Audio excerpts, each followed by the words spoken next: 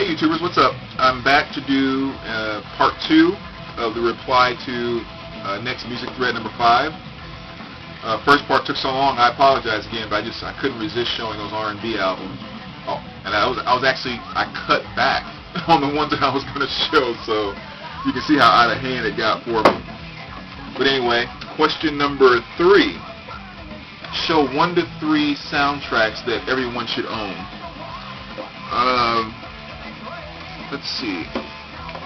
Again, these aren't my favorite soundtracks, but I think they're really good ones that people should have. Number 1, Some Kind of Wonderful, kind of going back to the whole 80s thing here a little bit. But there's some really good bands on this album. You have bands like the March Violets, Flesh for Lulu, Furniture, Blue Room. I mean, there's just a lot of different bands on this that were kind of cool. So I think this is a good soundtrack for people to have. Another one here is Conan the Barbarian soundtrack. And for those who may not be into classical or orchestral type music, I think this is really a kind of a good bridge to help you understand the beauty and the power in some of that music. So I definitely think this is one that people should own, or at least give a good listen to. If you can get out of your mind just the fact that it's Conan the Barbarian, I think you'll really be moved by some of the music that is in there, some really powerful stuff. And last but not least, this is not my favorite soundtrack of all time, but I do think it's one of the best soundtracks of all time. And it's Oh Brother, Where Art Thou, which, I think it did win a Grammy. It was, Grammy winner album of the year. And this is back in 2000, I believe. And this is really just, it's music simplified as much as you possibly can. When you look at all the overproduction and, of everything today, this album is really kind of just the opposite. It took everything just back to a simple form of good melodies, good singing, and just kind of all that across the board. It's just very, very simple, down-home Southern country twang. That's always the way I describe this album. But it's amazing how good the songs are on here. It really is. And the movie itself is funny as heck, so even if you don't check out the soundtrack, make sure you watch the movie. Okay, so that's my 3 soundtracks I chose. The biggest misconception about my collection. I don't really think there's any huge misconceptions. There may have been a couple of statements here and there that I kind of felt, that doesn't quite fit, but for the most part, I think the vinyl community has a very good grip on my collection and kind of me in that regard, and what to expect from me. The 2 things I would say, maybe I've heard a statement here or there that I kind of disagree with on some level. I think a good chunk of my collection, especially the things that I show on here, are more or less mainstream type things, but I think the obscure things in my collection there's a bit more there than people know. I think number 1, a lot of it is wrapped up in my R&B collection, especially going back into the 80s R&B and stuff like that. So the fact we don't talk about that genre that much, I don't flash as much R&B stuff. And then also a lot of the more obscure things that I like, kind of like some of the bands I just mentioned on the Some Kind of Wonderful soundtrack, and bands like Gleaming Spires and Hot Mink and the Rubinos and things like that. Those are bands that most people don't know about, which are as far as from a mainstream perspective. But what happens is I end up discovering those bands on things like this, like Revenge of the Nerds soundtrack.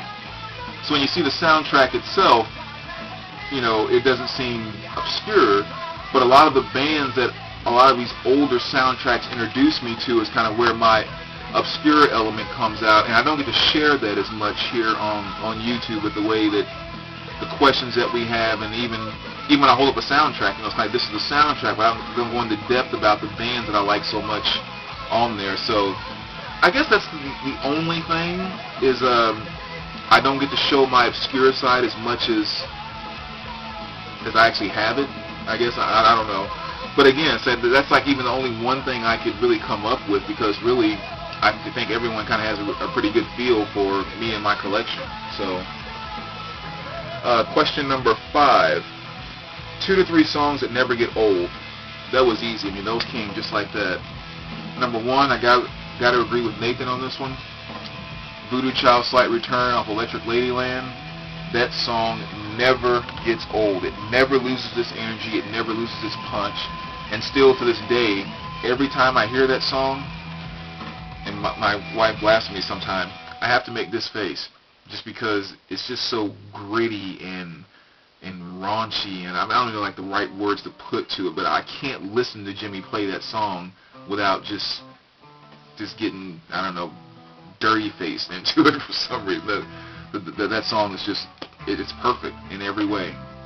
Especially the first guitar solo in there. Oh my goodness, incredible. But see, I'm losing my place now, just getting all wrapped up in it. Second song that never gets old, White Zombie, Thunder Kiss 65. That song turns me into a 16-year-old pissed off teenager every single time I hear it, and it never fails.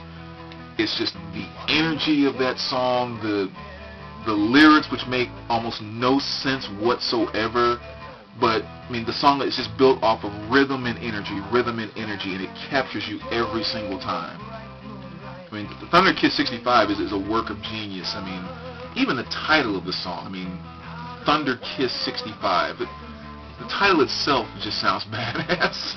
I have no idea what that means, but it sounds badass to me. So, and last but not least, as if this is any surprise to any of you, there's a reason why I have 5 different pressings in collecting Master of Puppets. Song Master of Puppets is my #1 metal song of all time, and it never, ever loses its luster. I take off and go on that ride every single time I hear it. So those will be 3 of my songs that never lose they never get old. And I kind of like that too, because all of those songs are so old. I mean, pretty much you're pushing over 10 years old with all of those, you know, at 30 whatever plus with Jimmy. So I mean, just really shows that they've stood the test of time, to where they just have. All right, so then the last question was, share an idea that would bring the vinyl community closer. There's 2 ideas that I had. One kind of big and maybe not as realistic for everyone, and one that I think that is. The bigger, more may not be realistic for everyone, was I kind of thought it would be very cool. You know, they have that big vinyl show down in, I think it's Austin every year, where vendors come in from like all over the country, and they have that vinyl record show or music show, however you want to put it. And I thought it would be really cool to kind of, you know, figure out who would be interested in actually going to that. And maybe do it well in advance, so, you know, if people had to plan to get time off work or save up money for it to make the trip, whatever the case may be, there'd be plenty of time to do that if that was necessary. But even just to say, you know, 8 months out or 12 months out, to say we're all going to go to one of those shows and just all commit to it and just kind of meet up down there. You know, do a little bit of vinyl shopping, which would be very cool, but even just to kind of hang out with each other, you know, for a few days and sit around and chat about this stuff, go out to dinner and sit around the table talking about music and just, you know, the stuff that we picked up there, and, you know, even just to meet face to face. I mean, I think it'd be kind of cool to be sitting at a table and just to actually have right across from me, you know, Long Lost LP Man, and there's Dan sitting right there, and there's Derek over there, and there's Spellerine, and on and on and on and on and on. I mean, you know, if a lot of people did it, that'd be even cooler. You have to rent out a, you know, banquet room or something. That'd be awesome. But anyway, so that's kind of a, you know, big, more grand out there kind of idea. More of a we could start doing tomorrow type idea. I like what Dan was saying about, you know, getting the trade thing and kind of opening that up a little more. And I think one thing that I would kind of piggyback on what he was saying with that is, if we all made up, you know, lists that we have of things that we're trying to trade and things that we're looking for, and just kind of kept that as a, you know, a document file on your computer or whatever. And then maybe each time we make a video, down in the description, just do a copy and paste every single time you make a video.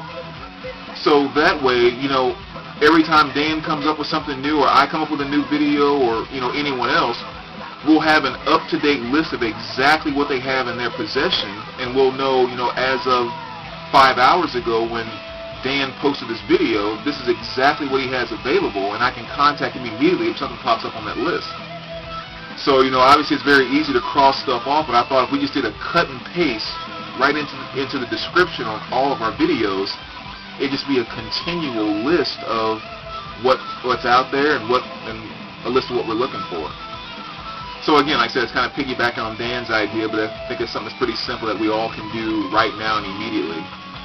So anyway, sorry this video took two videos to respond to, but like I said, I got a little overwhelmed with the R&B thing. So as always, YouTubers, let me know what you think. Let me know if my simple idea or the big idea sounds appealing to anyone, because if people are interested in kind of, you know, setting up a show where we all kind of make plans to meet up somewhere, let's talk about that, because I would love to do something on that grander scale, as well as simpler things that we can do as well. Alright, take care, guys.